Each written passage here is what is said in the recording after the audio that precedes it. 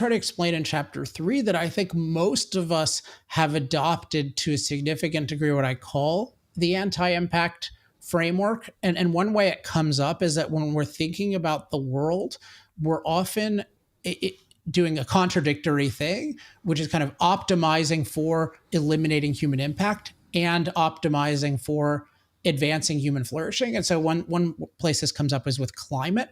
Like most people's goal with respect to climate that they're operating on is how do we minimize or eliminate our impact on climate? Like when we discuss climate, that is the goal, right? They'll talk about stop climate change, but what does that mean? That means stop human climate impact. But from a human flourishing perspective, that's a crazy goal. Your goal should be to, advance climate livability. And as I mentioned before, priority number one should be to increase your mastery of climate, because that allows you to neutralize negatives and in fact turn negatives into positives. And yet most people who are pro-human, like they're pro-human if you push them on it and if their values are clarified explicitly. But in the normal way of thinking, they're thinking about the issue in an anti-human way. And so one thing I'm challenging readers to do is think about what is your own operating framework with this issue.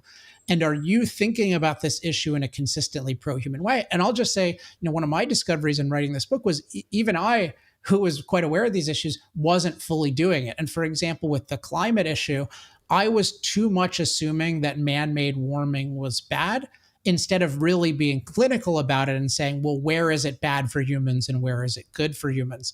And there are a number of places in which it's clearly good for humans. And I was just realizing, I was still thinking of it somewhat in this, if we created it, it must be bad, versus not having any bias one way or another, just saying, is the result good for us or is it not good for us in the particular of the warming? And then of course, in the broader picture of the warming plus the energy that comes with it.